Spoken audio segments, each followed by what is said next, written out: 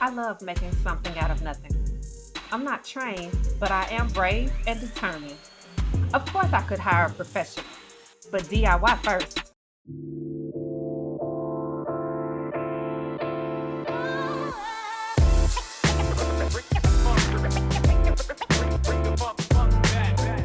Hey guys, welcome back to another episode of Taking Our Renovation Back or Taking Back Our Renovation.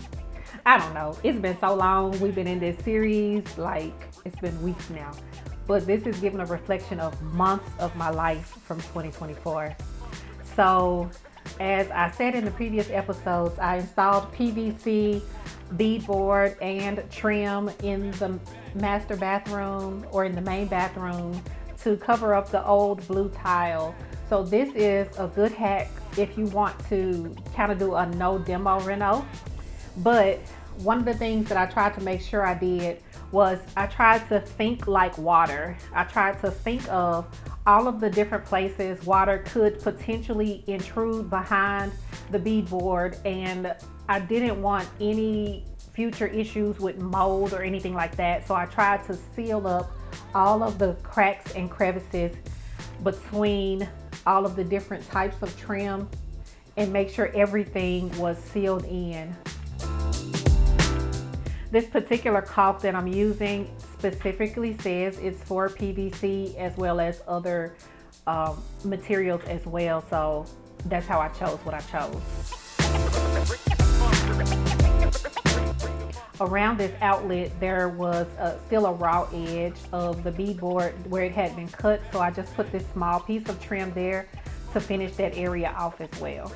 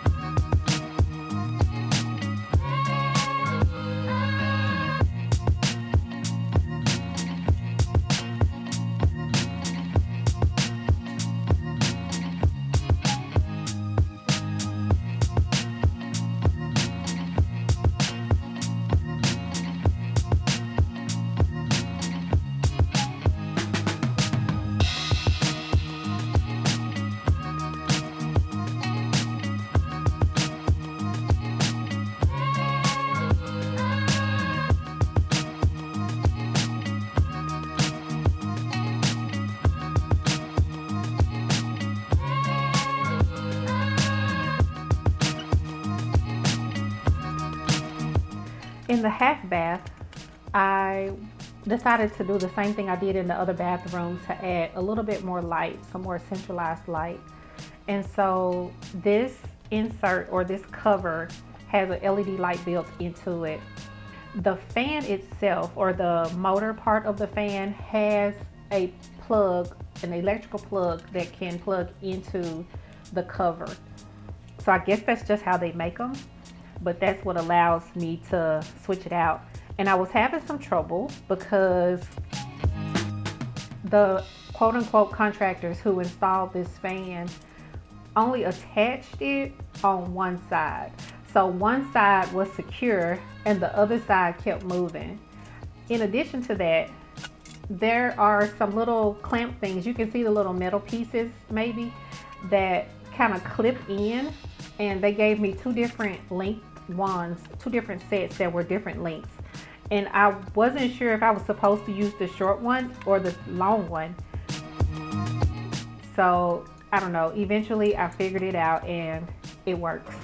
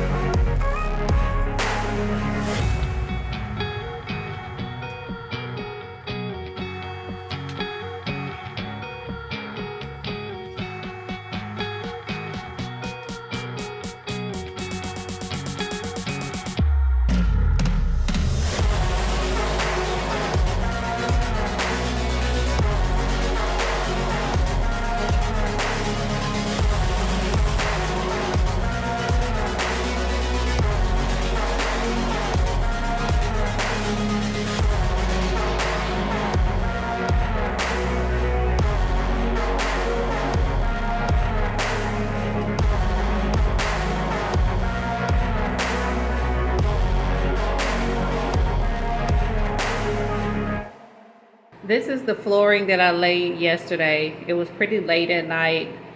Not pretty late, but it was after work, so I was a little tired and I think I did a pretty good job. However, I'm gonna take all of this, I'm gonna take all this up and redo it, because if I turn it this way, you can see that I have a tiny sliver that goes right along the wall in the doorway.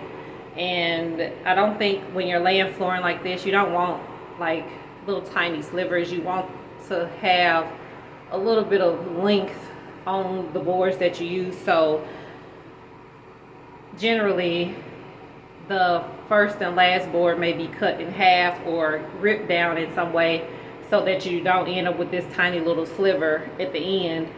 So I'm gonna take this up and redo it. I'll reuse the pieces that are cut, that are solid, and I'm going to try to make it so that the board that leads up to the toilet flange, like maybe I can just cut a board on one side and cut it on the other side, and then be able to attach the boards on either side to hold those two pieces in place instead of trying to cut a circle out, because the circles that I cut are pretty rough and it's just easier for me to cut straight.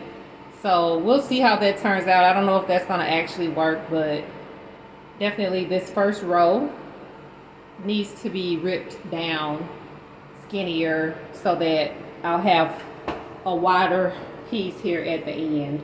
So that's what I'm going to do. So inevitably, in every project, there comes a point when we're doing and redoing stuff. So this is mine for this episode. I took up all of the flooring and had to redo it. And I don't really know why I had so much trouble trying to cut these pieces around this toilet flange. Maybe it's because I haven't done it before. This is something new. I haven't really had to cut around a lot of obstacles that are not like straight cuts. So I don't know. I just was trying not to make the hole too big.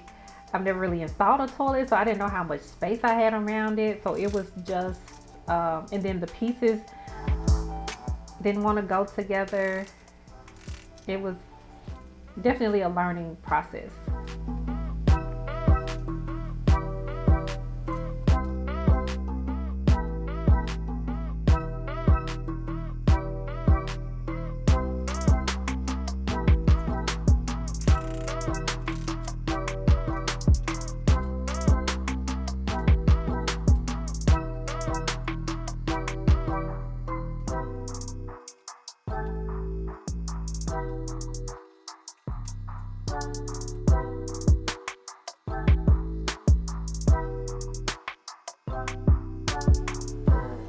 As I was going, I kind of started to figure out how the pieces kind of click together. In one sense, it's kind of easier to try to put the short piece in first and then kind of lift both ends together to insert it into the long side. I just found that to be easier. And so trying to cut around these door trim pieces was also kind of difficult because I haven't had to try to squeeze something into a crack like that and then try to back it up into the track. If I had been thinking, I probably would have done this floor in reverse and started at the door frame and then worked my way out from there towards the other wall. And I think that would have made it easier to just slide these pieces under the trim. So if I had to do this again, that's what I would do.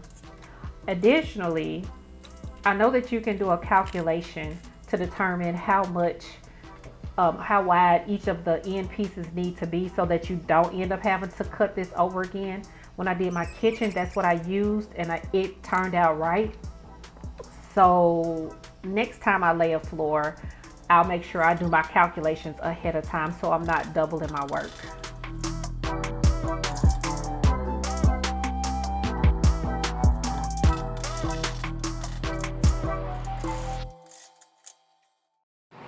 I have a slight dilemma on this closet build out. This is a linen closet and a half bath. And the trim, the door trim is lining up with the sheetrock until we get down to the bottom. And then there's this, like this inset here, and it shouldn't be, it needs to be in line with the sheetrock. The baseboard is sticking out because of it. So what I think I'm going to do is open this up and shim in between this trim and the frame of the closet, and then I may need to do something to camouflage that seam, maybe caulk it or put something over it, some trim or something like that. I'm not sure, but I need to line this up with the drywall so the drywall is not sticking out so far. If you can see that, it's about, I don't know, 1/4 inch difference. Now I need to decide if I want to wrap the baseboard around the corner. Is it that serious? I'm gonna say no for now. I'm gonna leave it. Yeah, I think I will. I think I will. This one's gonna do it right.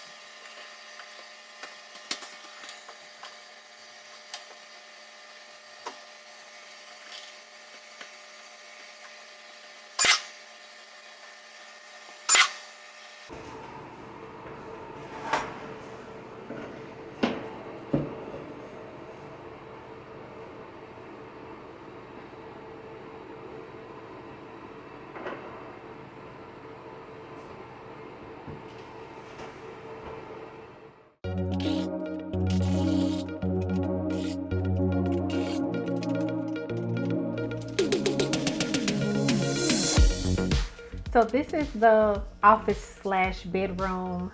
They had it set up as an office when we toured the room, but this baseboard on this particular wall needed to be replaced because that's where the doorway into the kitchen used to be, and they never did put baseboards there, so I needed to take that out and replace it.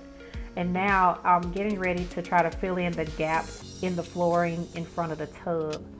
So I just had this piece of 3/4 inch wood. It was just a scrap piece of wood there. I made a template and used my jigsaw to cut that shape out. I actually cut into my table. So if you're going to do this, I recommend securing the wood down some kind of way so it's not just moving all over the place. That's probably not the safest. And then I have the PVC molding to go down in front of the tub.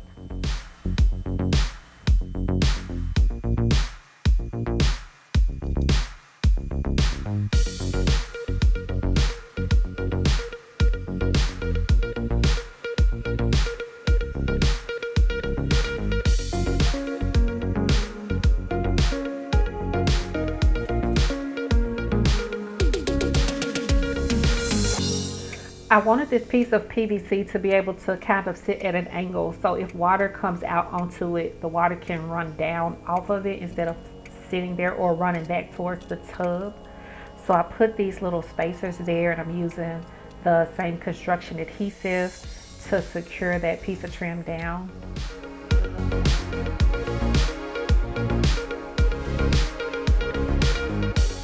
And now I'm going in with the same caulk that I've been using to waterproof that area so no water can get into the cracks.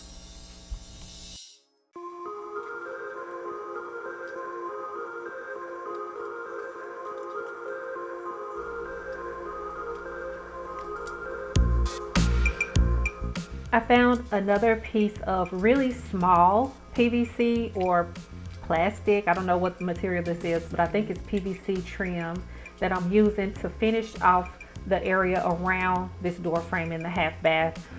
I wanted to make sure that all of the cracks and things like that were finished off nicely. This may be overkill, probably not really necessary. I probably could have just caulked it and tried to make sure I painted a really straight line, but I felt like adding a little piece of trim where the wood meets the drywall was just a nice way to finish that area off. And I'm just using the same liquid nails that I've been using. Again, this liquid nails on it specifically said that it was good to use with PVC, and so that's what I've been using. Same with the caulk. And I couldn't find my miter shears, so I'm just using 10 snips, and that worked fine along with my square to get a 45 cut to go around the perimeter.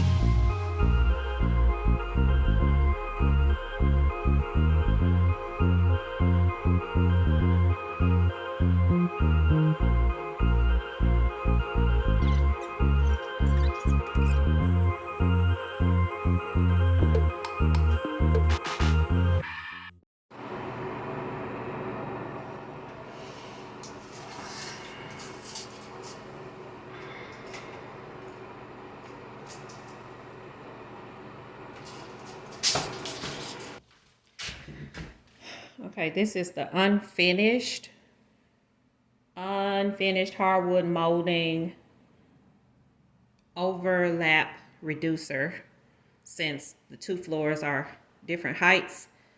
So 3/8 inch, I guess that's about right. So that's what I'll be using. I'll need to stain it to match the wood floor, which is a dark walnut.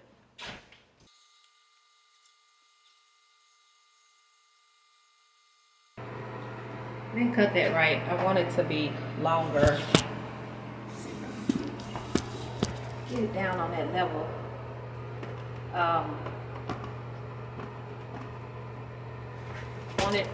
I think I want it longer so it can go under this trim. I'm not sure though. I run it under. I almost feel like I need some trim to go here, like a quarter round or something.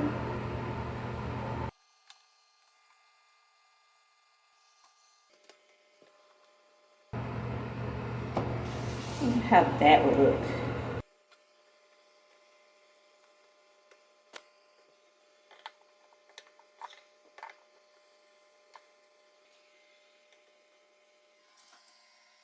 I actually do not mind that.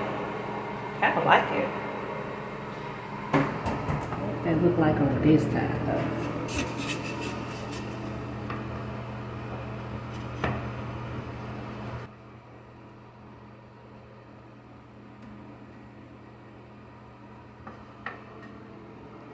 Okay. So if I use if I use baseboard trim, bring it right up to where the baseboard wraps around and run it up the door frame, then that'll cap off these areas here that don't look very good, and on this side especially, because this side is thicker. It fits, I mean, it covers it up just almost 100% to make it more uniform, and then this is a nice edge to run into the baseboard that's there, and then I can do the transition strip. So I'll still be able to use this one. I'll just have to cut it down just a little bit to fit in between, but I think that might be what I'm gonna do. I'm not gonna put doors on here on this linen closet. I'll need some quarter round trim or corner trim to go in the two corners there, but anyway, I got other plans. So, okay, baseboards. I'll use baseboards to fill it in. All right, now on this side, I need to figure out how to cut this side. Yeah.